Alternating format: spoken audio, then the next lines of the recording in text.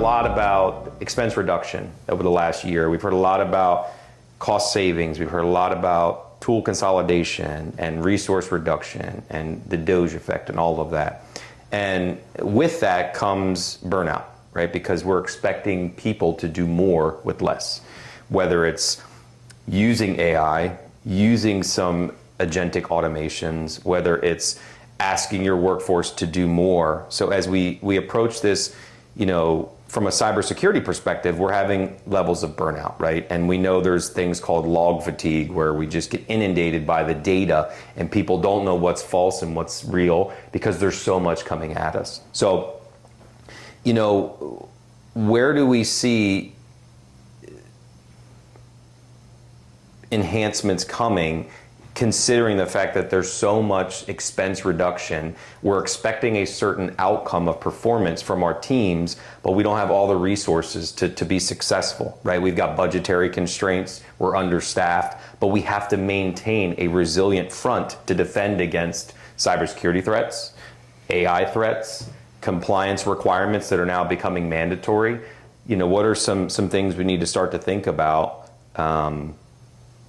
to combat that, to be able to continue to be successple? Well, I think, first and foremost, let's talk about our people for a minute. What motivates our people? Kyle posted something today on LinkedIn where it was talking about, what motivates people. It could be money, it could be public accolades, it could be, learning new skills, accomplishing something, whatever those things are. But how do you encourage your team and your staff to want to continue to come to work every day?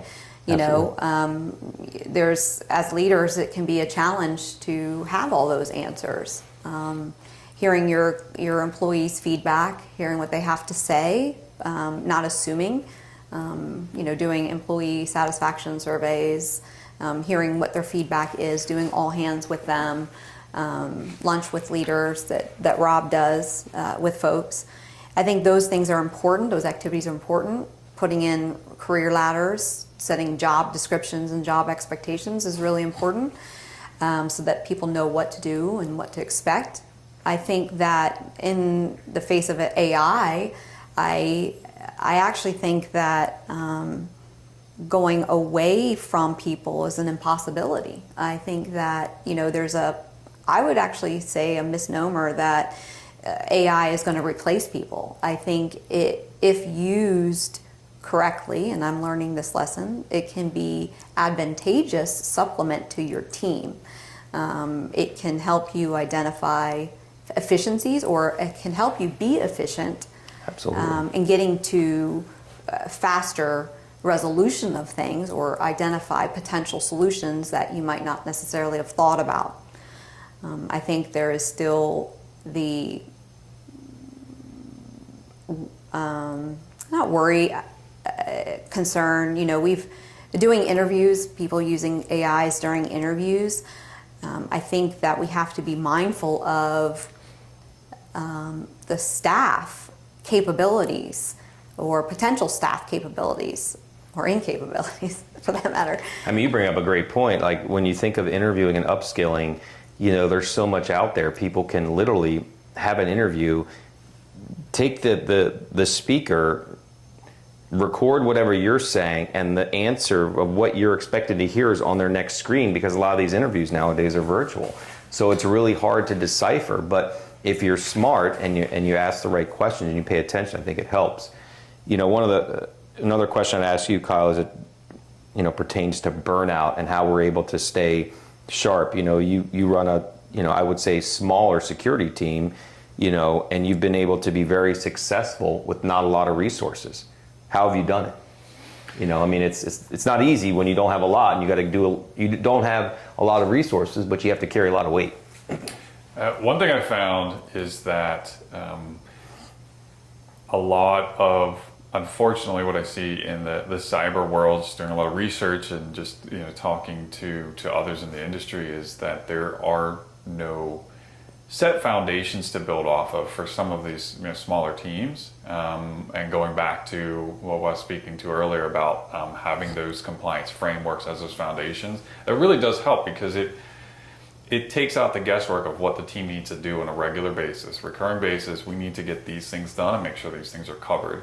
And if you're staying proactive like that, the amount of alerts, the amount of incidents that come up, it starts to, and we've seen this firsthand in doing this in our customer environments, the amount of alerts that go through starts to dwindle. The amount of after hours incidents that come through start to go down, and now the team is spent focusing on managing the security posture of organizations.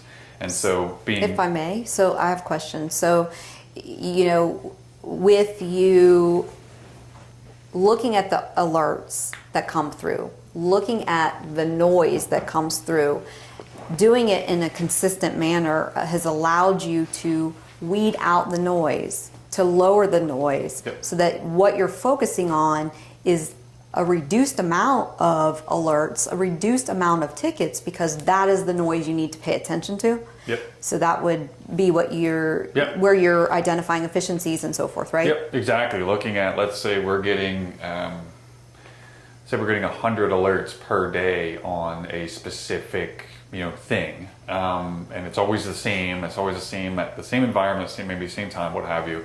But just diving into that deeper and continuously asking why are we getting this? Why is this important? What is generating this?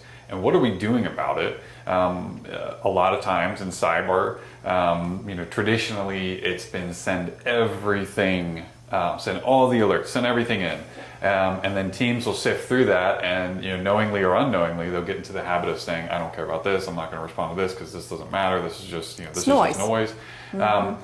But as a manager, as a leader, going in with the team and guiding them into saying, okay, if you are doing those things on a day-to-day basis, does it matter? Do we need to receive that? Or if it is something that they have to do every day, what do we do to prevent that from happening again? And then you start to, over time, the number of alerts that you receive goes down. The environments are safer. Your customers are more satisfied, and ultimately your team is less stressed out. Now, of course, it doesn't. You don't get there overnight. This is something that happens, over a long period of time. But as someone managing the team, as someone leading the team, staying diligent and keeping a positive outlook on it, I think is very important, because sometimes things can look pretty dark, and for the team, and that there's no light at the end of the tunnel. So even if things seem a little grim, just having that that attitude and establishing that culture with the team that, hey, it's a little rough right now, but we're going to get through it like we always do. At the end of the day, one thing I always like to say is, we're in IT, we're in cyber. The impacts of our actions, nobody's going to die. They might. Hopefully. They might. Depending on who we serve. Yeah. For the most part. And so, if you think about that perspective, and then you look at, other workforces that, are putting their lives at maybe that are putting their lives at risk, or maybe have the lives of others at risk, and kind of putting that into perspective too, I think, kind of puts a different spin on it, and, helps people think about it a little differently, and it helps, take that, stress off their shoulders.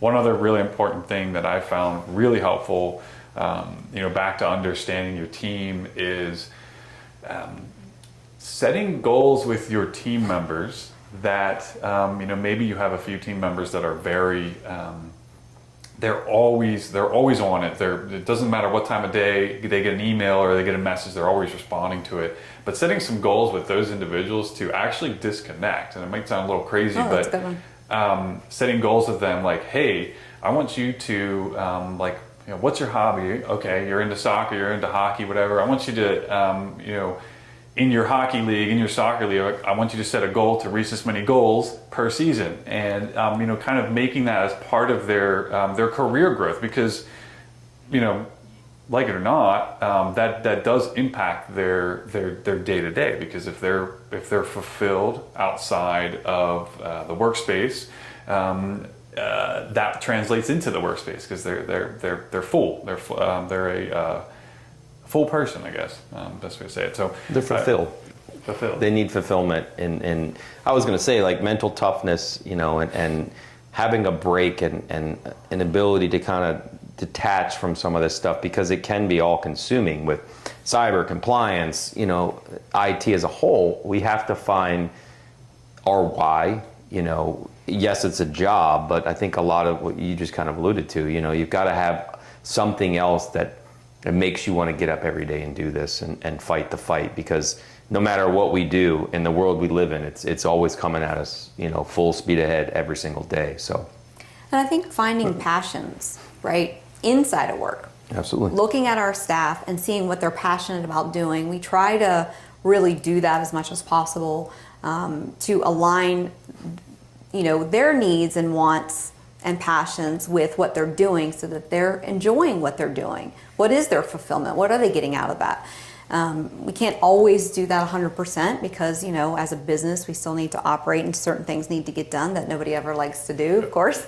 But ultimately, there are people that do like that. So fitting your team in like a puzzle piece to be able to work to one big unit is really important.